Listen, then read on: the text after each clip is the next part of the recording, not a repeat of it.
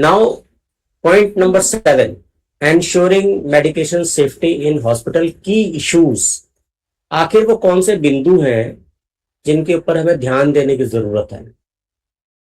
अगर हम उन पर ध्यान देंगे तो मेडिकेशन सेफ्टी का एक एनवायरनमेंट हम हॉस्पिटल के अंदर क्रिएट कर सकते हैं.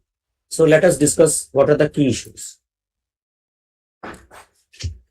की इश्यूज नंबर 1, इनकम्प्लीट और इलेजिबल प्रिस्क्रिप्शंस. बार बार हम एक ही बात बता रहे हैं कि प्रिस्क्रिप्शन जो लिखा गया है, जो डॉक्टर्स ने लिखा है, वो इलेजिबल है, कंप्लीट नहीं है. किसी में ड्रग छुटी हुई है, किसी में डोज छुटी हुई है, किसी में पीरियड छुटा हुआ है, किसी में फ्रीक्वेंसी छुटी हुई है. 10 दवाइयां हैं तो 10 के हिसाब से 60 पॉइंट्स होने चाहिए. हर एक दवाई का 4-5 पॉइंट्स में उसको दवाई को लिखा जाता है, पर वो इनकम्प्लीट है. दूसरा है poor communication. Poor communication between doctors, resident doctors, nursing staff and pharmacist. इनके बीच में आपस में कम्युनिकेशन अच्छा नहीं है. अगर अच्छा कम्युनिकेशन हो तो कोई गलती जैसे ही पकड़ी जाए उसको आप क्लियर कर सकते हैं. You can call back. अगर सिस्टर को कुछ समझ में नहीं आ रहा है तो sister can call back to doctor. Doctor ने तो लिखा ही है. फार्मासिस्ट को कुछ समझ में नहीं आ रहा है तो they can call back to nursing staff. तो ये कम्युनिकेशन कहीं कहीं बहुत अच्छा होता है, कहीं कहीं अच्छा नहीं होता. जहां पे ये कम्युनिकेशन अच्छा नहीं है वहां पे मेडिकेशन एरर होने के चांसेस बहुत ज्यादा होते हैं. तीसरा पॉइंट हम लोग थोड़ा बहुत डिस्कस कर चुके हैं. I will discuss the full list also. इसको बोलते हैं look alike sound alike drugs, LASA drugs. ये बहुत ही इंपॉर्टेंट है. कम से भी कम नहीं तो सारे नर्सिंग स्टाफ को 10-15 दवाइयां जो लुक अलाइक साउंड अलाइक में आती हैं वो पता होनी चाहिए, जिससे कि पेशेंट को देने से पहले अगर आपके हाथ में वो मेडिकेशन है तो आप ये इंश्योर कर लें, डबल चेक कर लें उसको कि इसको कौन सी दी गई है, जो मेरे पास है और जो डॉक्टर ने लिखी है वो सेम है या लासा से एक्सचेंज हो गई.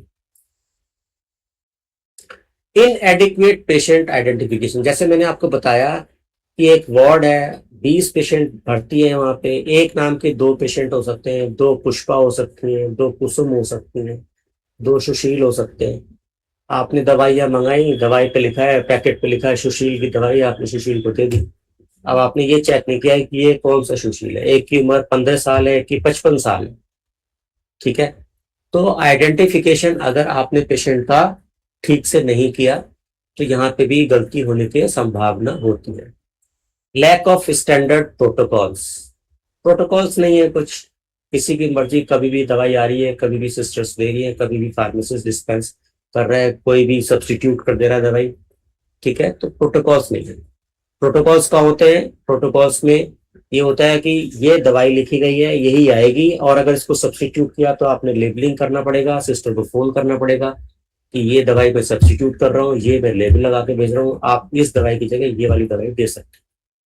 Insufficient training and awareness. बहुत बड़ा इशू है ये, बहुत बड़ा इशू है. हम लोग ये जो बात कर रहे हैं ये इसी का पार्ट है. Insufficient training and awareness. Hospitals के अंदर सब लोग मरीज को देखने में लगे हैं, मरीज का ट्रीटमेंट करने में लगे हैं, लेकिन जो नर्सिंग स्टाफ है, जो फार्मासिस्ट हैं, उनकी ट्रेनिंग्स का कोई भी शेड्यूल नहीं है. ठीक है. वो कौन कौन सी गलतियां कर रहे हैं. अगर एक मीटिंग हो, एंड मंथली एक नर्सिंग स्टाफ की मीटिंग हो, मंथली फार्मासिस्ट की मीटिंग हो, उन दोनों के इंटरेक्शन के बारे में बात की जाए. जो कॉमन एरर्स 1 महीने में हुई हैं उनको डिस्कस किया जाए. जो नर्सिंग एरर्स हुई हैं, जो एडमिनिस्ट्रेशन एरर्स हुई हैं, उनको ट्रेनिंग में डिस्कस करना चाहिए, सो दैट कि अगर वो एक बार एरर हो गई है तो वो दोबारा अगले महीने ना हो. डिस्पेंसिंग की एरर कम की जा सकती है. ठीक है. High alert medication handling. कुछ दवाइयां ऐसी होती हैं जो हाई अलर्ट होती हैं, जिसके अंदर एग्जांपल्स हैं इंसुलिन, एंटीकोगुलेंट्स, कीमोथेरेपी एजेंट्स. ठीक है. कीमोथेरेपी जो कैंसर में यूज होने वाली दवाइयां हैं, एंटीकोगुलेंट्स जो ब्लड में होते हैं, इंसुलिन. ठीक है. ये हाई अलर्ट मेडिकेशन हैं. इनकी हैंडलिंग आपको बहुत आसान. अब इंसुलिन है, आपने गलत तरह से हैंडल कर दी, ज्यादा आपने कोई मंगाई, मिली कोई सी, उसका जो स्टोरेज है वो ठीक से नहीं किया, तो स्टोरेज ठीक से नहीं होने के बाद मेडिकेशन जो है वो प्रॉपर काम नहीं कर रही है। मेडिकेशन रिकंसिलेशन इश्यूज, ये भी एक बहुत बड़ा इशू है। रिकंसिलेशन का क्या मतलब होता है? मेडिकेशन रिकंसिलेशन का मतलब होता है कि कोई पेशेंट है, हॉस्पिटल में आए, वो पहली बार तो बीमार हुआ नहीं है, किसी को सीओपीडी है, किसी को हाइपरटेंशन है, किसी को डायबिटीज है, किसी को क्रोनिक बीमारियां हैं, लेकिन उसके बाद जब वो हॉस्पिटल में आया है तो उसको 3-4 बीमारियां तो पहले से ही हैं, लेकिन अभी कुछ उसको तकलीफ ज्यादा है किसी चीज से, जिसके लिए वो हॉस्पिटल में आया है। तो डॉक्टर्स ने क्या किया, जो अभी करंट की प्रॉब्लम है उसको तो सुन लिया, समझ लिया, उसकी डायग्नोसिस बना दी, उसका ट्रीटमेंट दे दिया, लेकिन जो इलनेसेस उसको पहले से हैं, उसकी दवाइयां, उसकी 4-5-6 दवाइयां ऑलरेडी उसकी चल रही है, क्या वो दवाइयां भी कंसिडर की गई हैं? जिस वक्त एक डॉक्टर उसको प्रिस्क्रिप्शन लिख रहा है, तो क्या उसने उसको जो घर में वो दवाइयां पूरी खा रहे हैं, बहुत सारे लोग एलोपैथिक दवाइयां खा रहे हैं, बहुत सारे लोग होम्योपैथिक दवाइयां खा रहे हैं, बहुत सारे लोग एलोपैथिक दवाइयां खा रहे हैं, कुछ यूनानी दवाइयां खा रहे हैं, तो क्या उन दवाइयों का रिकंसुलेशन किया गया है कि इन जो आप घर में दवाइयां खा रहे हो उसमें से ये 4 दवाइयां चलेंगी, 2 बंद हो जाएंगी और इन 2 की जगह मैंने ये नई दवाइयां लिखी। So it is very, very important reconciliation of the medication at the time of admission, at the time of ward, at the time of giving some reference to other consultants.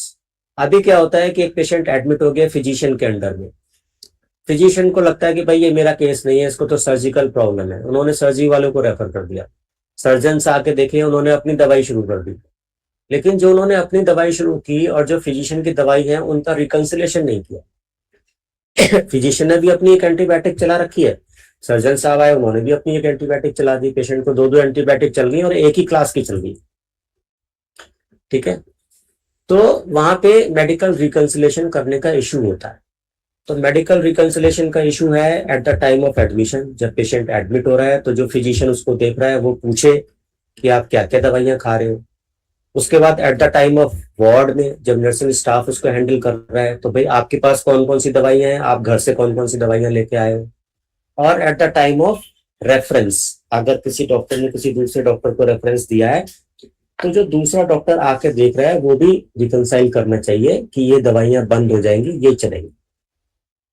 Shortage and labelling, labelling का बहुत issue है। आपने patient को Pantop infusion चला रखा है, label ही नहीं है इन्फ्यूजन पे कि क्या चल रहा है उसको, ओवर खत्म हुआ, नई सिस्टर आ गई, उन्हें पता ही नहीं क्या चल रहा है।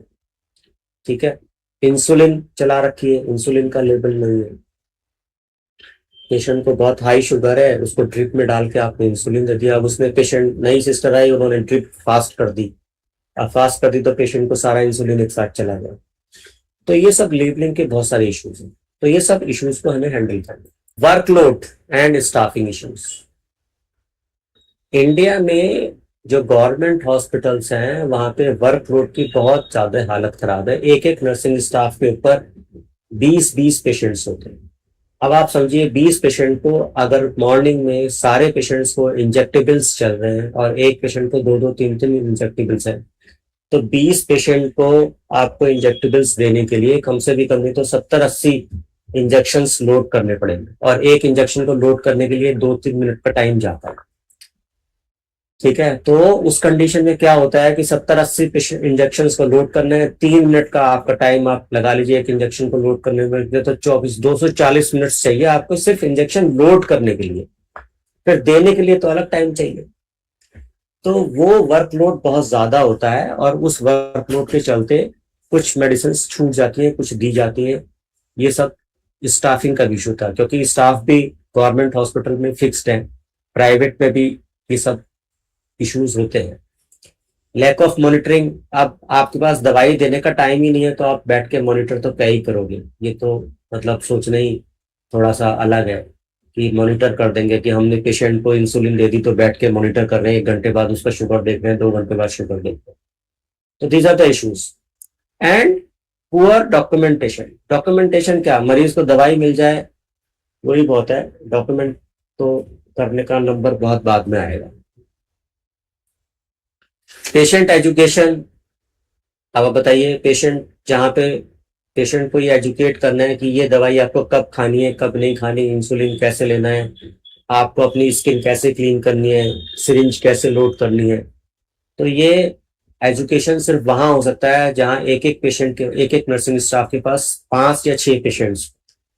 अगर ये पेशेंट नर्स स्टाफ रेशो 6:1 से ज्यादा है तो ये पेशेंट एजुकेशन का काम जो है वो बहुत ही डिफिकल्ट होता है, हो नहीं पाता है प्रैक्टिकली।